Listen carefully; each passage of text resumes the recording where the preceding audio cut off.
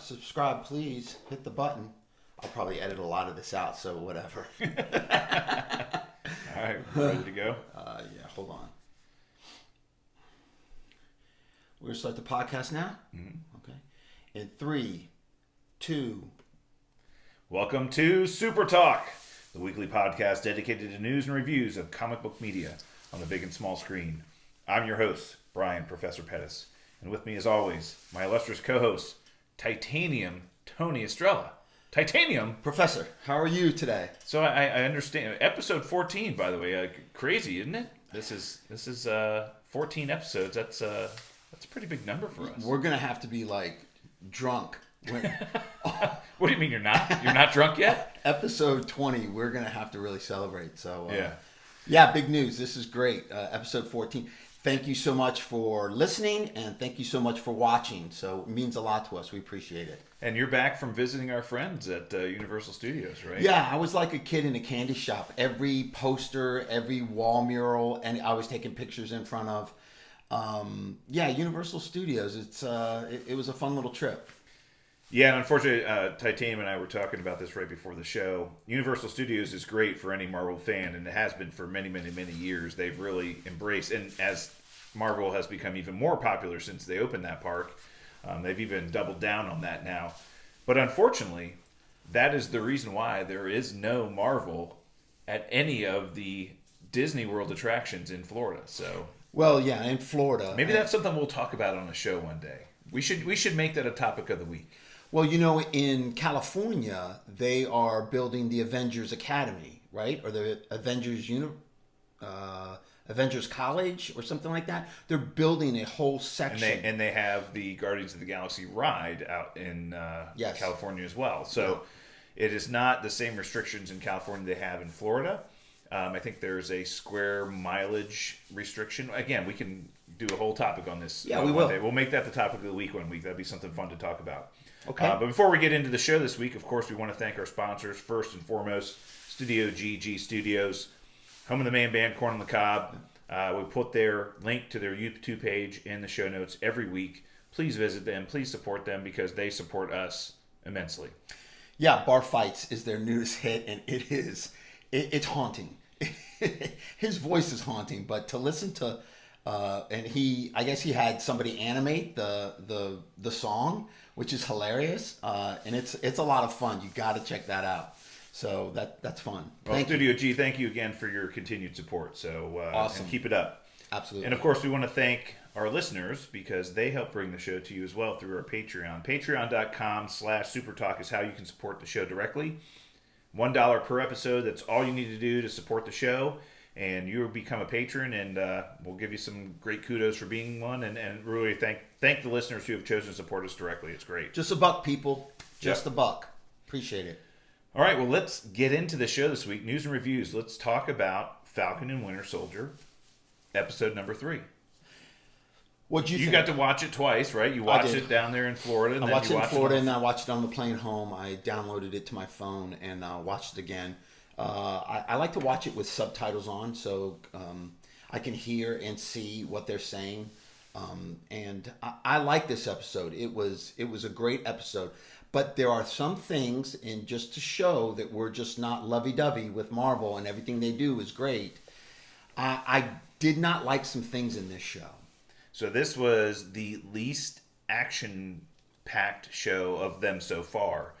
The only real action, I would say, that was in the episode was the bar fight, right? That was the part of the episode. Yeah. But there was really Falcon didn't even wear his uniform the entire show. Well, Sharon Carter kicked some ass. She did. She is a badass. Yeah. She handled several people and stabbed a guy, and I saw the blood. I mean, doesn't that make that kind of R-ratish? You would think. Yeah, we would hope. There's other parts of R-rated we'd like to have too, but we're not getting those yet from Disney. Yeah, yep. Agree. But yeah, I think overall the episode was a very plot-centric episode. It was really working on moving the plot forward and establishing a lot of why these two are on their mission and how Zemo is now motivated to help them for his kind of internal purposes. Can't help but think, he's got some underlying agenda there as well. Of course. But, I think, it did really move the plot forward. And there's some things that I don't know if you picked up on during the episode that it looks like they made some major edits in post-production due to the coronavirus pandemic. Okay. And we can kind of talk through that when we talk through the episode. But it seems like there was a theme that they were trying to use in the show of a global virus that was kind of hitting. Right. And they may have taken that out because of the coronavirus pandemic. Got it. So the woman who was the mentor for the Karli character, she dies, and we find out that she was sick with tuberculosis. Yeah, and if you TB. watch back the episode, when we hear that she had TB, it was when the camera was cut away from the person speaking, and the voice tone changed a little bit from the previous conversation, so it seems like it was something that was inserted after the fact. Right. And it's very possible, if you remember, in the first episode, Karli and the Flag Smashers are stealing. What are they stealing? Vaccines and medicine. Yeah. And there's a rumor that they had this global viral pandemic as part of the show. And then all of a sudden it happened in real life. And they're like, oh, let's back this off a little bit. We need to now take some of that out of the show, which could have led to some of the delays that the show had for reshooting some scenes. The scene with Karli outside of the GRC compound where they were stockpiling supplies. Yeah. She was wearing a hoodie, and it's likely because that was a reshoot and her hair had changed since they did the original show. Interesting. So there's a lot of theories about that. They had this underlying tone of a global viral pandemic that was going on, and it actually happened in real life, and they had to back off of it. Yeah, I think that might have been part of the storyline, but the main theme of the whole story, it didn't really affect it. So they could take it out and still get that message across of the super soldier serum is what they're really focused on. So yeah, that was an interesting scene, though. I think she crossed the line there that I think is going to she's going to pay for that dearly. But yeah, well, we'll kind of walk through the episode a little bit. So the episode starts off with us getting a commercial from the Global Repatriation Council. Yeah. Right? The government organization that's responsible for post-blip kind of reformation. And we see their commercial on TV and what they're empowered to do and why they're there. And all of a sudden we see a GRC van roll up, and who pops out but John Walker, the new Captain America. Yeah, very interesting. I mean, he's working with the police. It looks like the German police was written on the side of that, and the GRC. So they had tracked down Karli and the Flag Smashers to the safe house that they were in the previous episode. Yeah. And they were trying to shake down the man who ran that safe house and was trying to find out them. Right, who's trying to find out where are they, what did you give them, what were they doing, and everything. Kind of saw a little creepiness out of John Walker, the new Cap, right? You know who I am? He screamed that. The dark side of John Walker is coming out a little bit, right? I think so. I think he's showing a little bit of that rage and intensity and kind of the short fuse that he has in the comic books. He's starting to display some of that in the show. And whether that's, coincidental or they're kind of pushing him in that direction, we'll kind of have to see. And the great thing was Bucky, or the new Bucky, I keep calling him Battlestar, was trying to back him off a little bit. Say, look, John, you can't punch your way out of everything, right? We need to slow things down.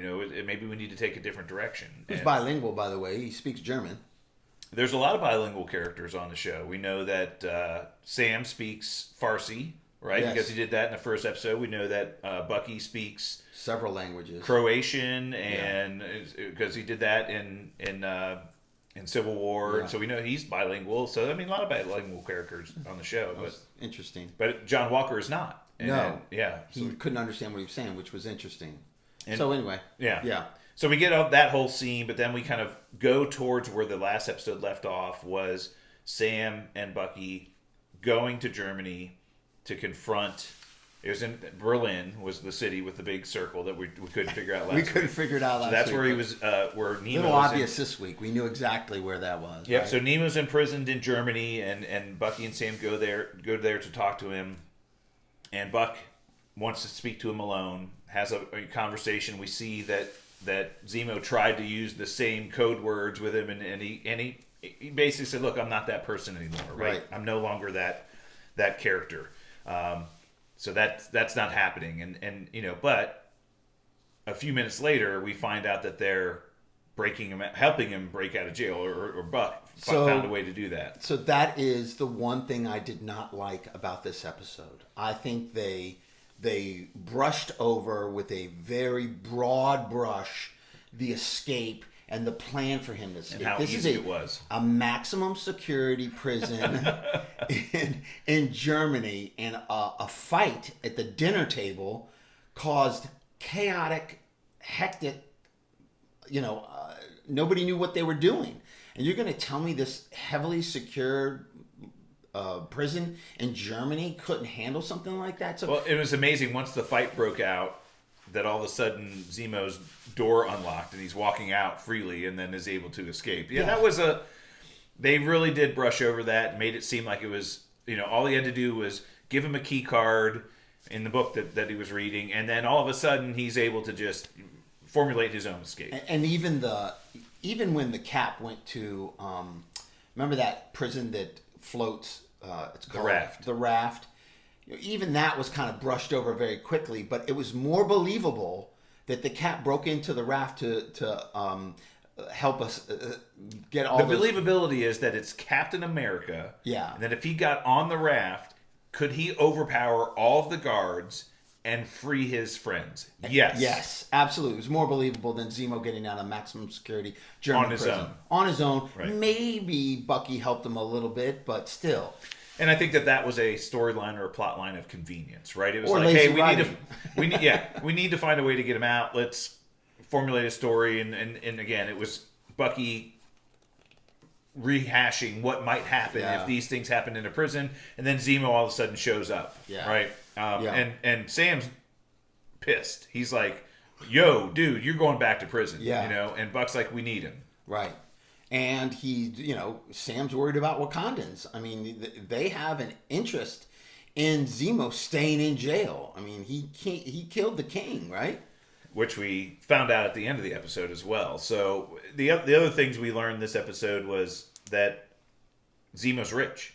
He's like, oh, he is a baron. He's like, you've been rich this whole time. He's like, of course I have been. I'm a baron until your friends destroyed my country. Yeah, drop cities on people. So he's got his own secret base with these old cars that his family had collected. And I guess one of the Easter eggs in the episode is one of those cars is the Red Skull's car from the original Captain America movie. Nice. Yeah. Really? Yeah.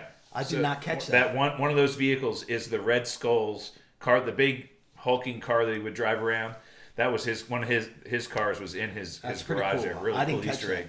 But we found out that he has things stashed in each of these vehicles, including his mask that he's very well known for, that he wears later on in the episode. But they jump on a plane. They jump on his private jet, and they fly off to where Zemo thinks they can find some more information about the Super Soldier program, and that's Madripoor. Madripoor, yep. And then when they get there, they have to play their characters. So the Winter Soldier has to be the Winter Soldier. He's got to play Zemo as Zemo, and then Sam takes on the character of Smiling Tiger, one of the warlords of Madripoor. There's several warlords, and I guess they're seeking out one of the other warlords, which is interesting. Professor, explain to me this. I know in the comics that character is a man, and which character? His ability. What's her name? Cersei? Cyril? The one that died? The one that Sharon Carter killed. So I don't know if the bar they were in is was it the Painted Lady? I don't know if that's the bar they were in. They were in the Brass Monkey or something to do with the monkey. So the Brass Monkey is a different bar. The one that's heavily portrayed in the comics, and I'll look at my notes for the week here, I did put it in here, is... I know the Princess Bar. Bar. That's where... The Princess Bar. Where the Wolverine hung out a lot, right? So I don't know if they were in the Princess Bar, and I don't think that the person you're thinking about... So there were two owners of the Princess Bar, and I don't think And one of them was the one you're thinking of, where his ability was to communicate with computers. right? Okay. Yeah. Then So that was a separate character. The woman that they went to get information, that gave him the doctor that was making the secret serum, name Nagel, right? Yeah. Nagel. yes, Dr. Nagel or something. Wilfred Nagel. That's him. So the Easter egg of Wilfred Nagel. So he was the character that was responsible for Project Rebirth in the comic books. So we talked about when Dr. Erskine died and the Super Soldier program fizzled out. Right. The government, the U.S. government, wanted to find a way to revive that program, and they created this Project Rebirth, and they hired Dr. Nagel to figure out a way to create a Super Soldier serum. He created one, and he was the one that was responsible for experimenting on the 300 African American soldiers, one of them being Isaiah Bradley. Right. So he was the one who did that in the comic books. They're using him in this instance, right, in this show, as the person who revived that program under the power broker in Madripoor. Well, he gave a little storyline of how it all went down. He got blipped away. He came back. His work had gone away. He was originally working for the government. Yes. The And then- CIA. And then he was working for Hydra, Yes. right? And then he got blipped. Yep. But when he came back, the power broker found out that he came back and wanted to use him to revive his program. Right. So gave him the material to. Right. He's a true scientist. He just wants something pure without the hiccups and headaches of it, and that's what he did. Do you believe him when he said the doctor that was making this serum? Do you believe it when he said there were no more in there? That he only created 20 vials, and Karli had stolen all 20 of them? Yeah. Does that include the ones that they used on the Flag Smashers? Yes. So I think if they've used 8, there's only 12 left. Yeah, it's 7 or 8, right? Well, I think there were 8 of them, and then one Now, got killed. One got killed, right? Yeah. So I think there's, from a plot perspective, that makes sense, Sure. right? The big question was, you saw those vials in his laboratory. What was in those vials, and how come he wasn't able to create any more? Yeah, maybe he was still cooking them. Maybe they Right. weren't finished cooking. But the reason why that they all got there was because of Sharon Carter, right? So Sam's identity gets exposed. He gets a call from his sister, and she calls him Sam, and all of a sudden they're scrambling like they're going to get in a You fight. can't turn your phone on silent. You're in this top secret. So You funny. can't- I mean, why couldn't he turn his phone? But I love the scene right before they got that meeting. Zemo had to provoke Bucky into a bar fight. Yeah. Basically, and said, "You need to be the Winter Soldier. I'm going to make it seem like I'm controlling you, and you're going to tear ass inside of this bar and kick the living crap out of everybody. And then eventually they're going to say, 'Oh yeah, we'll see you.'" And that's what happened, right? Yeah. And Sam was concerned. Are you okay? Are you going over the edge? Are you going back? And Right. he was like, "I'm fine." Yeah. So it's really interesting to They were see. playing a role in order to see the warlord. Well, it was really interesting to see that not only does Bucky have all those abilities still, but he can control them. He's not becoming the Winter Soldier any longer, No. right? So that No. I think that was a good example of that. I think he's fixed. I Yeah. think he's fixed. He's still broken, but mentally he's still broken. Yeah. But I think he's definitely it's more emotionally than mentally. correct. Right. That's Yeah. why the therapist. Right. Right. Right. So, but they end up getting saved by Sharon Carter. So somebody we don't know who, but we assume that Sharon Carter shot the owner of the bar, the warlord that was in the bar, killed her. Now they're on the run because there's a bounty placed on the heads of them, and they're running through the streets, and Sharon Carter saves them. So we get the reveal that Sharon Carter's been in Madripoor. She's created a new life there. She is a stolen art dealer Right. in Hightown, which is part of Madripoor. Yep. The rich part, and then she deals with all kinds of rich people and sells stolen artwork to them. So she's a big player in the city. She is. And they convince her to help them. Say, we need to find this Dr. Nagel. She knows who he is somehow. She's like, oh, he works for the power broker. I think I can find him. Now, there's a lot of fan theories that she is the power broker. Sharon Carter is the power broker. What's your feeling on that? I feel that it's not unlikely that she works for the power broker. She's a part of the system. I think that the power broker is being portrayed as somebody that is incredibly influential and powerful within Madripoor, and that somebody of her station in Madripoor cannot operate without the power broker's blessing at a minimum. But I doubt that she's the power broker. I agree. I don't think she's the power broker, but we'll see. Now, if it happens, great. But I mean that would be a surprise. We both have some theories of who it would be. Which we can get into in a minute. But they find Dr. Nagel, have the whole conversation. We find out that the reason why he was able to recreate the super soldier serum was because of the blood samples that the government had given him for Isaiah Bradley. Yeah. So his blood an American test subject, he called him, which was right. despicable. And we knew it was Isaiah. Well, we knew it was Isaiah, but it was still despicable that he called him that. But he was able to take or find the genomes that were in his blood that were the super soldier genomes. Purify them. And he said, I've created not only a program, but I made it simpler. If you remember when Captain America became Captain America, they gave him the serum, but then they put him in this big capsule and shoot him with Vita rays. Vita rays, yeah. Right? And that was the only way it worked. Well, he's like, mine is much simpler now, and it's much easier. Right. So we talked less side effects. We talked about last week that the original Power Broker formula wasn't that easy, but it seems like he was able to not only recreate the Super Soldier Serum, but make it safe and really easy.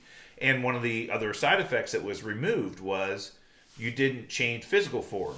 So we saw that happen to Steve Rogers. He was this scrawny little kid, and all of a sudden he became this big, muscular guy. And so now if you take the Super Soldier Serum that Nagel created, you retain your physical form, but you're now just super powered. Right. Which is key, which is huge, because then you're not standing out as someone with superpowers. And it's why Karli, characters like Karli and the Flag Smashers can operate, clandestine-like, because they are not seen as superpowered people until you confront them, right? Correct. So anyway, we find out that she took all the vials. Supposedly the Power Broker's men come and attack Nagel's location, and now he gets killed by Zemo. Zemo Why did kills he him. shoot him? Because he knew that he could reproduce that some other place, and he didn't want anything to do with it. Well, it was interesting when he was introduced to Zemo, when Dr. Nagel was introduced to Zemo by Falcon, he kind of looked at him like he knew who he was. And just because he had worked for Hydra in the past, I bet you he knew who Zemo was. Yeah. And so he's scared of him. And I think he was more scared of the Winter Soldier. He sure definitely, he knew who he was, right? Right. But I have a feeling that Zemo kills him. Now we're the assumption we make is Zemo's motivation is to get rid of superheroes and get rid of all superheroes, and that if Nagel's still alive, he can recreate this super soldier serum and more superheroes will be around. That's what we're led to believe. The question is, was there another motivation? Was Nagel potentially going to expose something about Zemo that could have put him at risk? Right. And so those are some questions that I have about why would he kill him, other than the obvious of, hey, this is a guy who's responsible for doing things that I'm trying to stop. Yeah. Keep it simple. Let's go with that. Okay. We'll keep it there for now. But anyway, they go through a battle, they fight, and like you said, Sharon Carter, the whole time they were in there with the Doctor, was fighting off all the Power Broker men, just kicking everybody's ass. Just absolute badass. Stabbing people, throwing knives at people, go crazy, right? Yeah. She was going nuts. Smoke show. She's a smoke show. But they end up escaping. Zemo finds an old Plymouth Barracuda hidden away in one of those containers, and they jump in it. And the joke of you're not moving your seat up from Civil War was fun. It was a funny one too. Yeah, that was a good flashback. You're not going to move your seat up, are you? No. That was great. But I think we just brushed over the fact that Zemo also was busting a move at that party. At Sharon's house. At Sharon's place. Yeah. Her place of employment. He was busting a move. That was funny. That was funny. Yeah. But we go forward, and they then get back on a plane, and they're trying to then find where the Flag Smashers are, because they know that they have the serum, that they're the ones that stole it, and they have it, so they need to find it. And Sam's able to work with Lieutenant Torres, who tells him that the lady, supposedly that had tuberculosis, died, but she was in Kiev. Right. And Latvia. They redirect the plane, Latvia, somewhere in Yeah. there. They redirect the plane to go there. and they go to Latvia. They land in Latvia. They're going to, and we brushed over the scene of the Flag Smashers attacking the GRC compound, right? So we mentioned that earlier. For supplies and so medicine. did you see the Easter egg on the fence? No. Of the GRC compound? It was the X-Men symbol. Was it? You didn't see that? I did not. Right on the fence was the X-Men logo. It was a big circle with a red... When they were scouting it out, right, and they were watching the soldiers and waiting for their time, and that's when they had that dialogue of where they were. They both ended up in Madripoor for different reasons, and she wanted to be a teacher, and he wanted to be a soldier, and then he got more money. So we found out that they were in Madripoor, and that's how they stole. That's how they not only stole it, but I think that's how they became test subjects, right? But on the fence of the GRC compound was the X-Men logo. Totally missed it. Yeah, and I was like, that's cool. If that's an Easter egg, it's a pretty cool one. Now, we've seen that logo as like a do not enter type of thing, but it was really cool. I was like, oh my God, that's like the biggest Easter egg I've ever seen. So I'm surprised you missed it. And it wasn't in Madripoor, so it was in the facility with it. That was cool. But anyway, they steal all the supplies. You know, they're like, hey, you know, you've had 30 days worth of supplies hidden here that could have been helping people, and you're not doing anything with it. And then Karli blows the place up. She car bomb. And so we were under the impression that their intentions were good and they were misunderstood. And then she becomes the terrorist that everybody thinks she is. She ratchets it up a level by doing that, and I think she's going to pay for that. And I don't think that was a smart move by her, and now she's going to be on. But her comment was, this is the only thing they understand, right? So I think she definitely did it on purpose, but I think it was a big mistake because as far as I was concerned, I mean, I was thinking that they were...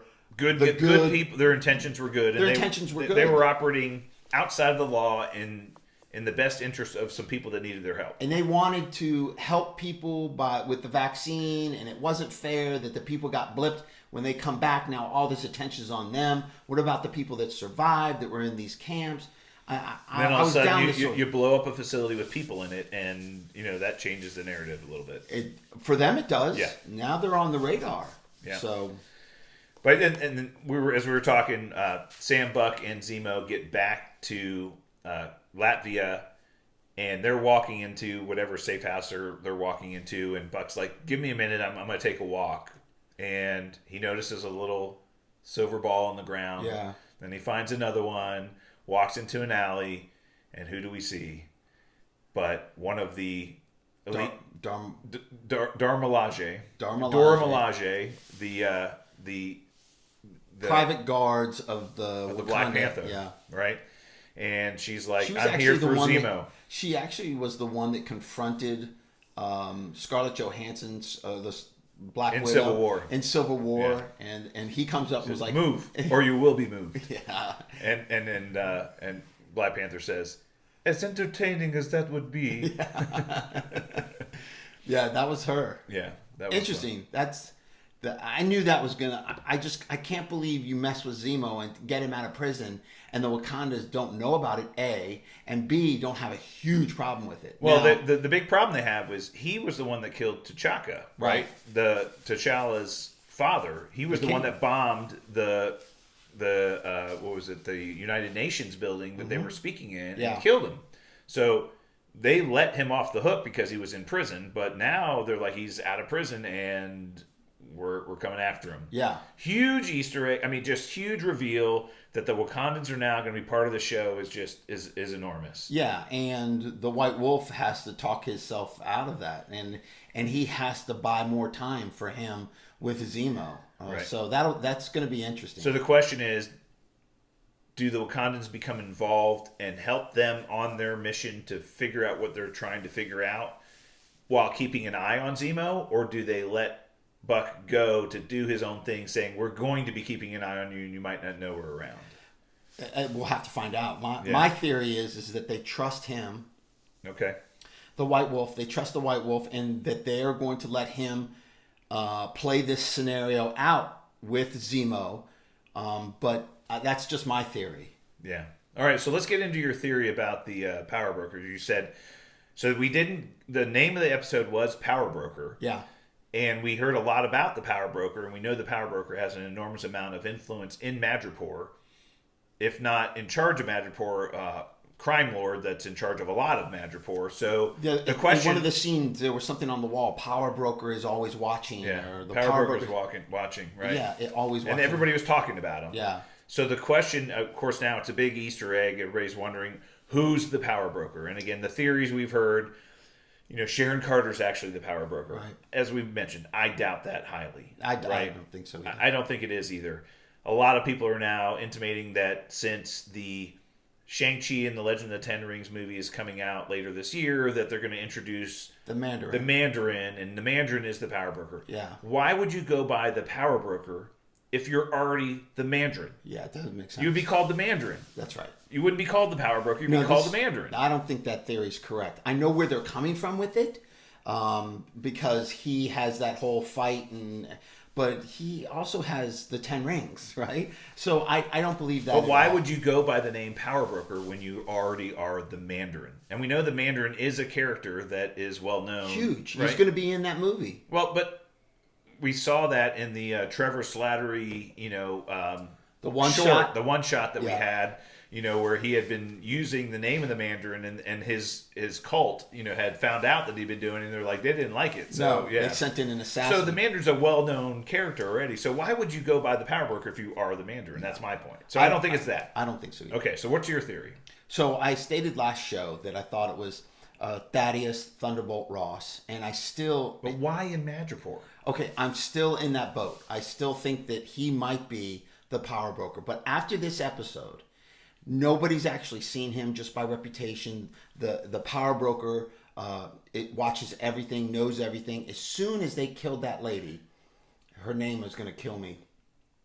As soon as they killed her in that bar, when they were, and she gave up the name, immediately everybody got a text message with a bounty. It was very John Wickish. Yes, it was. By the way, the writer of the episode is the writer for John Wick. John Wick, yeah, that's pretty cool. Yeah, so like, literally, like, everybody's cell phone blinked. Say, we have a $17 million bounty on these people's heads, right? So my theory now is that Zola is the power broker. Zola. Uh-huh.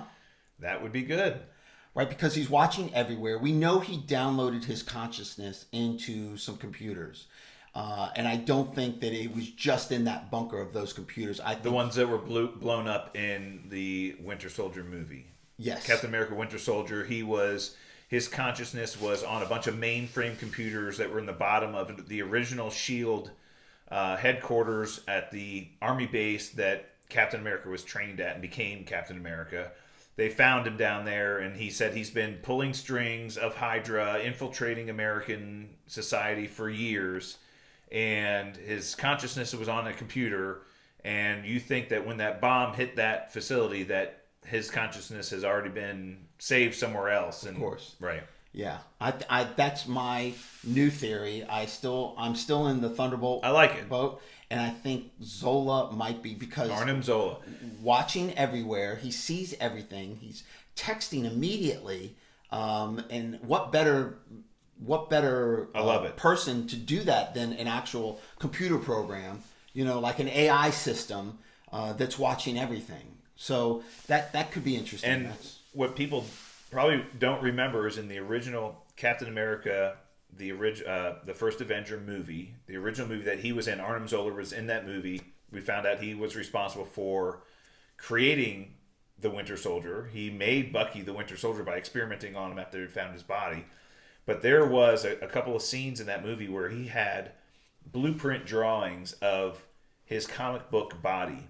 So in the comic books, Arnim Zola has a robot body that has a television screen in its chest, and that's where his face is, and that's how he talks through it, just like he did in the Winter Soldier movie. Yeah, he had several screens. He's got he creates himself a robot body, and his consciousness is now embedded in that body, and he's able to talk through the TV screen. There's your power broker right there, the robot body. I love it. It's great. And if we see that robot body and we see Arnim Zola reveal himself as the power broker, that would be fantastic. That would be fantastic. I think that would be really cool, and it would.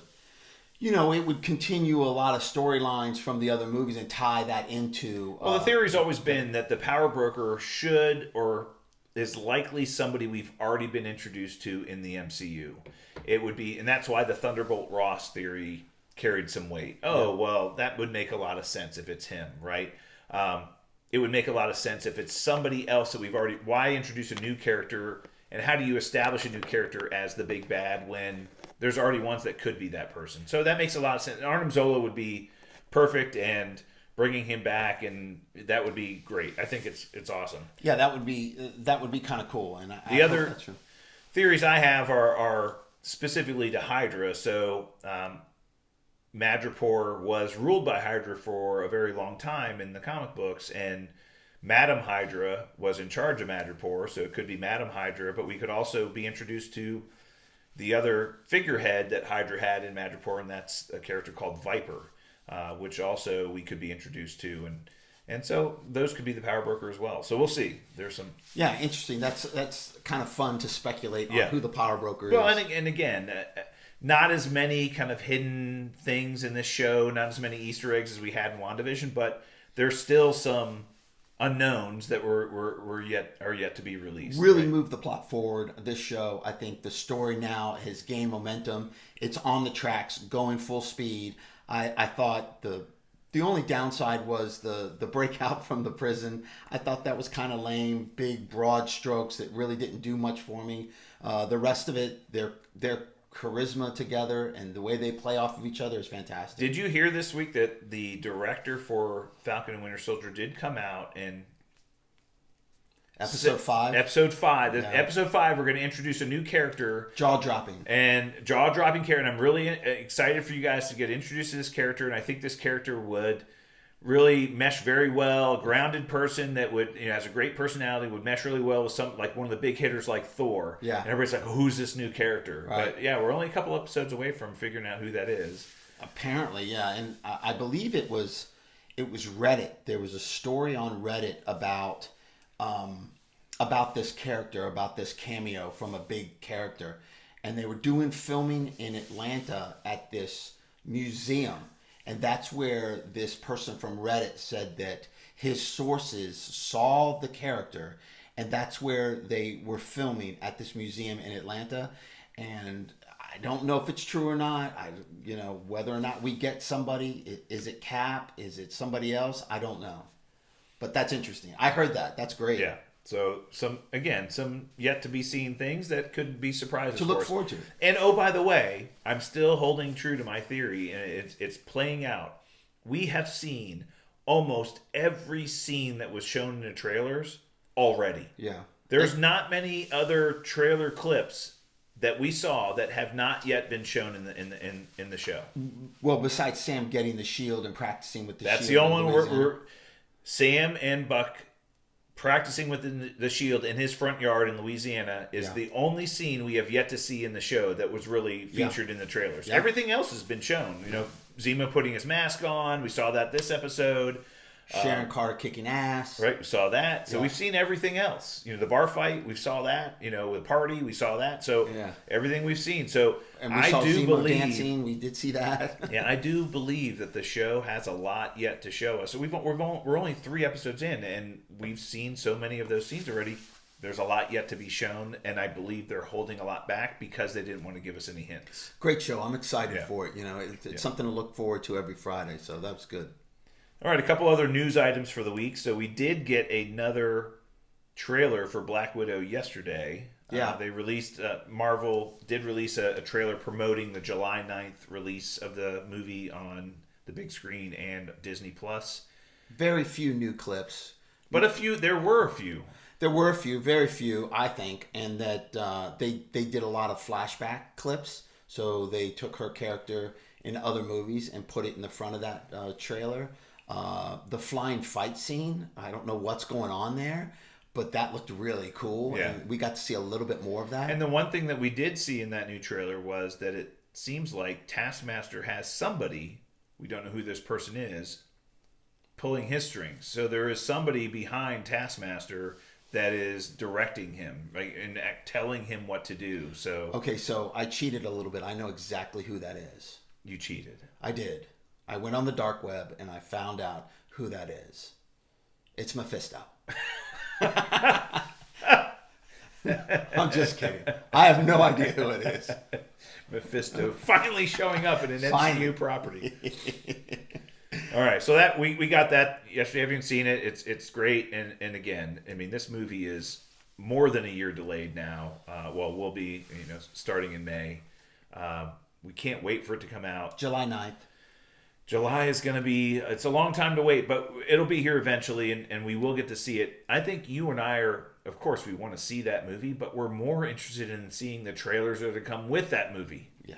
I mean, release the other trailers. Yes. Come on, Marvel. I complained about it last time. Right. I need an Eternals trailer for sure. I mean, that you got to give me. And then the Shang-Chi comes out before that, right? So where's that trailer? Even the actors on that show are saying, we can't wait for you to see the trailer. Release the trailer. They're like advocates for us. So big fan. I just hope we get a trailer soon. Me too. And we did get another Suicide Squad trailer. So last week we got the Red Band trailer, which showed some pretty gruesome scenes from the movie, which were great. But then they did release the Green Band trailer, the kind of censored version. And we did get a little bit more insight into the plot of the movie and what they were doing and why they're doing it. And we did see the big reveal of Starro as the potential big bad or big villain of the movie that they're going to be fighting to. The giant fluorescent starfish. Yes. Can you explain the listeners just a little, real quickly, who the fuck that is? Well, it's an alien starfish that has the ability to create minor versions of itself, and it can attach to people's faces and read their minds and, control them. If I put a Starro on your face, I can use you as a puppet and a pawn and create and control you. So it'll be interesting to see how that plays out in the movie. Does Starro take control of many of the Suicide Squad members that then ultimately have to be killed because they're being controlled, type of thing? If you see the trailer, in the very beginning of it, you see a lot of the characters together, and then as the trailer goes on, you see 4, 3. You only see about 3. You kind of have an idea of which one of them are around by the end of the movie. Yeah. I have a feeling they're going to probably kill off quite a bit of them, and some. Well, what's of them the tagline for the movie? Suicide Squad. They're dying to save the world. Yeah. Right. Yeah. And that's why they're called the Suicide Squad. I mean, there's so many characters. There's something like 13, 14 characters in the Suicide Squad this go around. I mean, they all can't survive, and we know half of them are going to get killed at least. It'll be interesting. I believe in James Gunn. I think he's gonna do us right. Yeah, I believe so too. All right, well, let's get into the top of the week this week, and I wanted to give everybody a little bit of an insight into Madripoor this week. So it was featured on Falcon and Winter Soldier in this current episode. I don't know if we're going back there again. We might, and we might find out. If the Power Broker's there, it's going to have some influence in the future of the show, we believe. But the history of this city in the comic books is pretty rich and long. It's been a haven for many of the characters in the comics, whether they're hiding out there or they're using it as a base of operations or other things, right? So the Madripoor city itself, it's a fictional city. It doesn't exist. It was fashioned after Singapore, which it's located very close to in the comics. So it's supposedly 100 miles south of Singapore in the South China Sea. It was also a pirate safe haven, right? Well, the history of the island it was known as the pirate sanctuary, right? Yeah. If you were a pirate, and we've seen Pirates of the Caribbean, there's always these ports that they all pull into, and everybody loves pirates, and that's what Madripoor was, right? And so Madripoor is divided into 2 sections of the city. There's Hightown, which is where all the rich and powerful people live, and there's Lowtown, which is where all of the lowlifes and criminals and everybody else lives. I'd say very representative of a lot of third world countries that have a very strict division of wealth. There's no middle class. In a lot of those countries there isn't. There's the people that have a lot, and there's the people that have nothing, and there's really no middle class. Right. And this city is really divided into 2 sections of town that are the rich people and the poor people. And so that's a very big part of the city, because all the criminals operate in Lowtown, but all the people who run the criminals operate in Hightown, which is really interesting about the city. So in the comic books, originally, Madripoor was taken over by Hydra, and Hydra ran the city as a base of operations. They used it as kind of their Far Eastern headquarters. And then, as I mentioned, Madam Hydra was a big player in Hydra. She used that as her base of operations. She was there. She ran the city. There was a person in Hydra, a character in the comics, a very prevalent character called Viper, and she was a Hydra trainee, and she ended up becoming a very powerful person in Hydra. She ended up taking over in Madripoor and became empowered there. And then we see later on in the comics, Wolverine shows up. So there's a period of time in the comic books when everybody thought the X-Men were dead, but they actually had just moved to Australia and they were hiding out because they were worried about a bunch of things that were going on. They were on the lam. Yeah. And when they were living in Australia, Wolverine went to Madripoor undercover, and he took on the persona of a character called Patch, and he wore a black eye patch on his eye. But he went there, and he found this criminal element there. There was a crime boss in charge at the time who was incredibly terrible, and the Hand, which is another big criminal organization in the comic books, was taking over, and they were gaining more power, and they were influencing everything that was going on. And we saw some of the Hand in Iron Fist.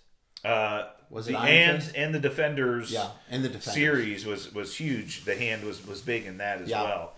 Just think of them as kind of a Japanese ninja organization. Crime, the Triad. The Triad. Yeah, but they're all ninjas, right? Right. But Wolverine goes there. There's the bar that we were talking about. The what was it called again? The Princess Bar was run by a person called Tiger, and she and Wolverine had a friendship, and he wanted to overthrow the crime boss that was in charge, and he knew that the only person that the people would follow if he was no longer in charge would be Tiger, so he got her to be in charge of Madripoor, but he basically told her, if you ever become that guy that I just ousted, you're next. I'm going to come back for you. I'm coming back for you, right? So that happened. There's other examples of Madripoor being used in the comics. Mystique went there at one point in time and wanted to make it another safe haven for mutants.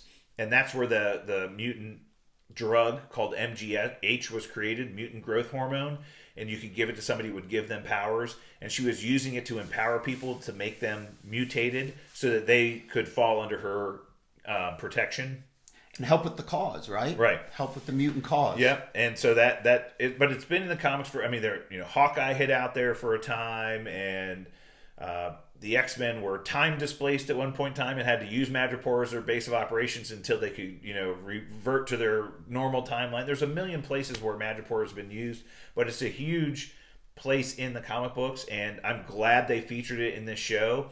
And it really does introduce this location for future movies as a place we can go back to and find that there's different people in power, different people in charge, and they can continue to use this as kind of like the Far Eastern location that Marvel uses in future movies. They could pluck characters out of Madripoor whenever they wanted because, it's a well-known mutant hideout and gathering spot, right? So, interesting. Yeah, so hopefully we'll get some of those Easter eggs in the show a little bit, and maybe we'll find out a little bit more about the city as we go along. But I think I just found it really cool that they introduced it in the show. It was really awesome. All right, let's move on to the listener questions of the week. We got some good ones, right? Yeah, we've got a couple. So the question we got from Studio GG Studios, our sponsor, asked a question. What's the difference between the Justice League of America and the Justice League International and Justice League Europe? It's confusing. Why is there also a Detroit JLA team? Right? Yeah, so, and also the Justice Society, and there's a bunch of, I think they're all groups. Right. So we'll tell you kind of what they are, and then we'll kind of get into the why. So the original group that was formed in DC Comics was the Justice Society. And this was DC's attempt to form a team of all the superheroes that they had already created, as well as introduce new characters while they created this team. And this was back in the 30s, 40s, and 50s. I think the original Justice Society was formed in like 1946. Right. A long, long, long time ago. But at that time, DC had introduced some incredibly long-standing, influential characters like Superman, Wonder Woman, The Flash, Green Lantern. And we're talking about the Jay Garrick version of the Flash, right? The original version of the Flash. Batman. The original Batman. And they were like, what would happen if these characters teamed up and found a way to work together to fight big teams of supervillains, right? Absolutely, yeah. No, it's smart. It makes sense. It's a good thing to put them together because people want to see them all at once. Because we always saw them in their own books. Yeah. But hey, what if they got to know each other and become teammates and work together? Yeah. And we also got some great new characters in the Justice Society. Some characters like Dr. Fate and Hawkman and what's the genie? I can't remember the genie's name. A genie? Yeah, there's a genie. Like in a bottle? That's in the pen. Oh, okay. I can't remember what it was. But there's a lot of new characters that were involved. If any of our fans listening, put it in the comments. Oh, well, like Starman, another one. Yeah. So there's the Stargirl show on HBO Max that is really following the Justice Society storyline from the comic books. Starman was in Justice Society. We got what's the cat? Not Hellcat. It's the girl that plays the cat in the show. I can't remember. There's a ton of characters that came out of that show, came out of those teams that were introduced in that team. So that was the original team up. Now what happened years later is that DC said, we want to focus on like the real big characters, the primary ones, and new popular characters that we've created. And they kind of retired the Justice Society and created the Justice League of America. Okay. So it was originally the Justice League of America, and they were headquartered in the U.S., and that's why they're called the Justice League of America. And then they wanted to sell more comic books. Right. So then they created Justice League International because they wanted to create another team that worked internationally, wasn't just focused on the United States. And they wanted to move characters around and be able to work in different places and go to foreign locations and feature them in the comic books. And that's why JLI was created. But they're kind of all splinters of the original Justice League, right? So the Justice League is just like the group, and there's different divisions. And Justice League Europe is just a European division of that. And the question is, why is there a version of the Justice League in Detroit? Well, because they wanted to feature the city of Detroit and have people that operated out of there. Very similar to what Marvel did with the West Coast Avengers. Right. Right. Mm-hmm. So Marvel had the team of Avengers that was in New York City, operated out of New York, and then a handful of them splintered off and wanted to create their own team. They moved out to Los Angeles and created the West Coast Avengers. Yeah, what better way to get readers and people to fall in love with these characters than associate them with a geographical location like West Coast, East Coast.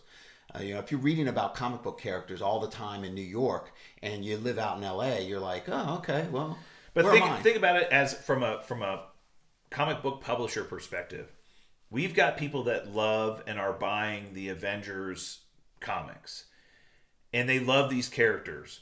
We want to introduce some new characters without making the team too big. So we're going to take some of those characters and create another team, and people who are buying our Avengers comic books will want to buy the new comic book because they know who those characters are and they want to find out what happened to them. Well, why did they move? What are they doing out there? What's happened? So it really was a money grab on both DC's. That's DC's part of a money grab. We want to create these new teams and these new splinter teams because you know 2 or 3 of the characters, and we'll introduce a couple new ones that you don't know, but guess what? You'll be familiar with the team concept and everything else. So they created all these different Justice League International, Justice League Detroit, all these different groups just because they knew it was a great chemistry, great... well, the formula was already proven. Right, great formula to actually sell comics. Right. I mean, when Marvel created the West Coast Avengers, they took Hawkeye, Scarlet Witch, Vision, Wonder Man. They took some of the big characters from Avengers and just moved them out to the West Coast. So these were characters you already knew and loved. Yeah. We're going to move them out there, and then we're going to introduce a couple more characters. Hey, guess what? Now the Beast is part of the Avengers, and Spider-Woman is part of the Avengers, and Jocasta is part of the Avengers. And so we'll bring some new Avengers in to kind of backfill the roster that was vacated. So we'll bring some new characters in, but we're going to take the characters you know and love and create a new team. And guess what? You're going to probably buy West Coast Avengers too. Of course. Yeah. You have your favorite characters. You're going to buy wherever they're at, Yeah. right? Yeah. Whatever team they're on. So Yeah. that's a good answer. That kind of. I hope that satisfies your question there, where all these come from and why they're all different. All right. The next question is about Dr. Fate. Yeah. And it comes from, I believe, somebody we know. Dr. Fate, who's going to be in the Black Adam movie. Rock is playing Black Adam, and Pierce Brosnan is been cast as Dr. Fate. Right, and Dr. Fate was an original Very member, powerful sorcerer. original member of the Justice Society, which we talked about, one of those original characters. And this comes from Charles St. Laurent. Charles. So Charles St. Laurent. So Dr. Fate is one of my favorite characters from the DC comic book universe. And I say character instead of hero because Dr. Fate regulates himself through very strict rules. So very, very true. And I think just Charles was talking about how he loves... You can call him Peyton. Peyton. Yeah. Charles is his formal name, but I think his name is Peyton. You would know. I do. I know him. Good So Dr. Fate, great character in the comic books, and we're going to see Dr. Fate featured, as you mentioned, in the Black Adam movie. Interesting character concept. So the original Kent Nelson was the original Dr. Fate. So there's an Egyptian wizard or sorcerer called Nabu, and this Kent Nelson character stumbles upon the tomb of Nabu, and the spirit of Nabu basically possesses Kent Nelson and creates Dr. Fate. It's got a little Moon Knight vibe there, huh? Yep. And so again, original member of Justice Society. Now there have been multiple individuals who have been the Dr. Fate character. And because that spirit of Nabu possesses different individuals at different times and can possess other people to teach people stuff as well. But Dr. Fate has he's an incredibly powerful wizard. Can cast spells, can fly, has superhuman strength and vulnerability, telekinesis, telepathy, pyrokinesis, and it's really cool that it uses an Egyptian Ankh when he casts his spells and stuff. But he's an incredibly powerful character for sure. You said wizard. Wizard. You said that because he has a helmet on or a hat, or I thought he was a sorcerer. No, sorcerer. We learned is just a wizard without a hat, right? Yeah, that's what we learned. Thank you, Winter Soldier. Right. So, great character, and I know I'm why looking forward to that. Peyton loves Dr. Fate. Yeah, it'll be really interesting to see how they portray that character. They in the picked comic a books. hell of an actor to portray him. So, I think that character Peyton is in good hands. Absolutely. All right.